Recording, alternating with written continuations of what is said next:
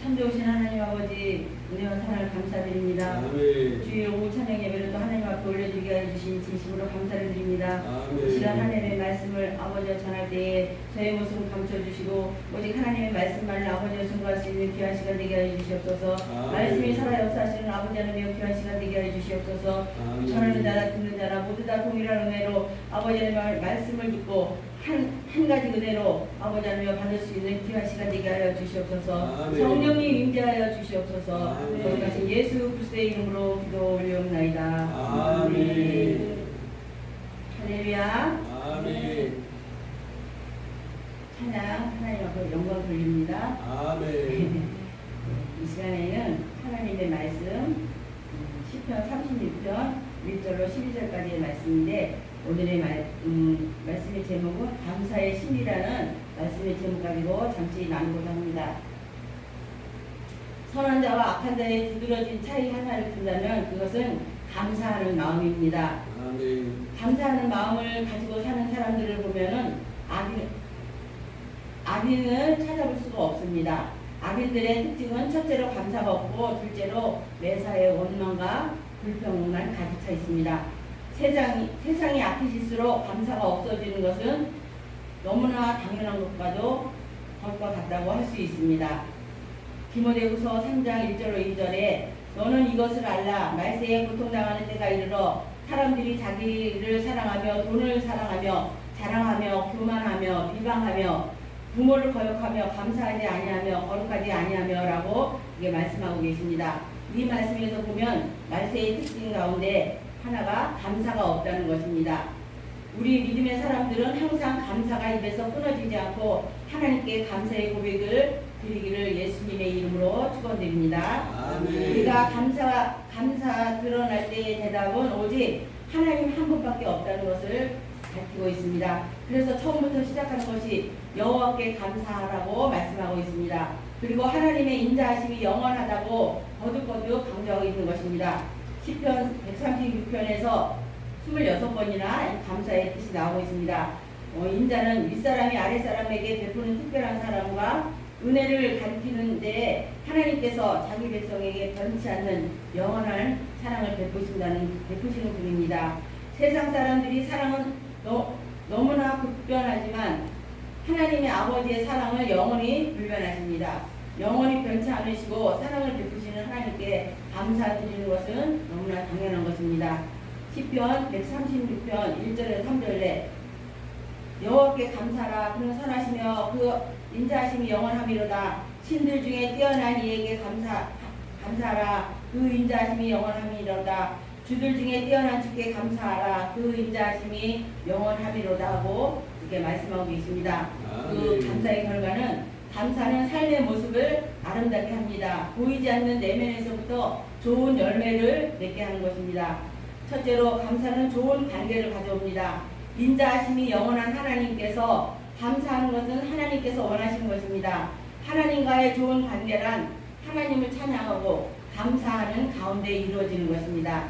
그러나 불평과 원망을 토할 때 하나님께서 진노하시고 책망하셨습니다.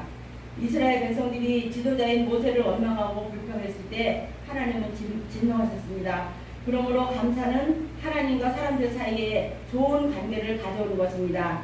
두 번째로 감사하는 자의 성품이 좋습니다. 우리가 감사할 때는 부드러운 성품이 보여지지만 원망과 불평할 때는 강팍하고 무례한 모습만이 나타납니다.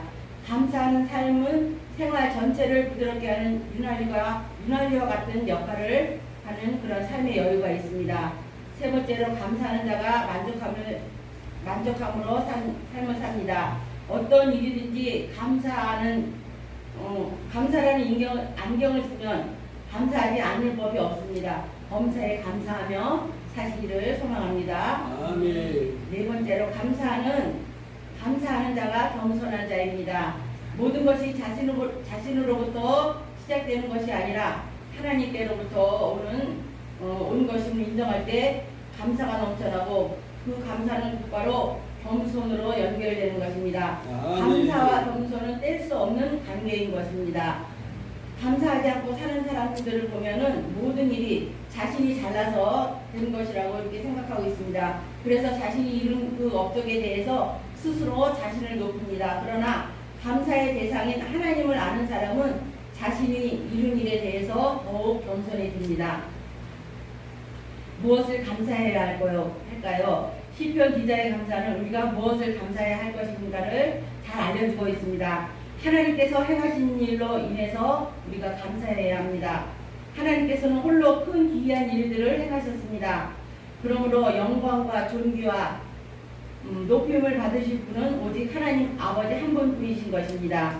여기서 기이한 일이란 창조하신 사역과 구원하신 사역을 말합니다. 이 일은 오직 하나님께서만이 하실 수 있는 일입니다. 이 세상의 모든 일은 하나님의 간섭하심으로 이루어지고 세상의 모든 것을 창조하신 하나님은 모든 일의 주관자가 되십니다. 하나님 오늘도 이 세상을 향해 일하고 계십니다. 사람의 마음, 사랑의 마음으로 이 세상을 다스리고 계시는 것입니다. 예수 그리스도를 통해서 구원받고 하나님의 자녀가 된 우리는 하나님의 보호와 인도하심을 경험하며 살고 있는 것입니다. 그러므로 우리가 하나님께 감사하는 것은 지극히 당연하다는 것입니다.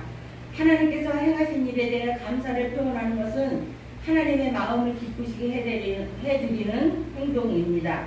하나님께서는 우리가 감사하는 것을 원하고 계시기에 감사하고 살면 하나님의 마음을 사로잡게 될 것입니다. 철학자 플라톤은 자기 자신에 대해서 이런 감사를 했다고 합니다. 첫째로 남자로 태어난 것에 감사하고 야만인이나 짐승으로 태어나지 않은 것에 감사하고 또 소크라테스와 같은 시대에 태어나지 않은 것을 감사했다고 했습니다. 또 세계적인 음악가 베토벤은 인종시에 이런 말을 했다고 합니다. 오랫동안 고통과 순환의 일생을 끝나게 해주신 하나님께 감사하다고 이렇게 인종고백을 했다고 합니다. 지금까지 하나님께서 우리에게 행하신 일을 기억하면 우리가 무엇으로 감사해야 할까요? 여러분들도 생각해 보시기 바랍니다. 우리가 생각할 수 없는 놀라운 일을 하나님께서는 우리를 위해서 늘 행하고 계심을 우리가 믿고 기억해야 할 것입니다. 같이 기도하겠습니다.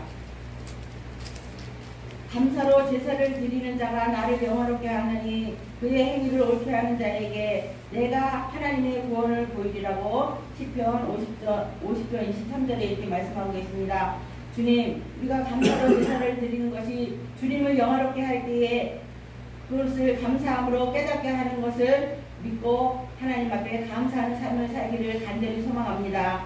이제 우리가 한 주간에도 세상 밖에 살아갑니다. 하나님 아버지, 참으로 어렵고 힘든 상황에 처해 있을지라도 우리가 아버지 하나님 늘 하나님께서 우리를 택하여 주시고 우리를 인도해 주심으로 우리가 아버지 하나님의 손에 이끌려 아버지 하나님 한 주간을 또 잘 살아낼 수 있도록 우리를 인도하여 주시옵소서. 무더운 여름 지치지 않게 해주시니 감사합니다. 더욱더 아버지 하나님 그 모든 것에 감사할 수 있는 삶이 아버지 하나님 우리의 삶 속에 생활 속에 아버지 하나님 나타낼 수 있도록 우리의 입술로 늘 고백할 수 있는 삶이 되게 하여 주시옵소서. 아멘. 예수 그리스도의 이름으로 감사기도 올려옵나이다. 아멘. 아멘.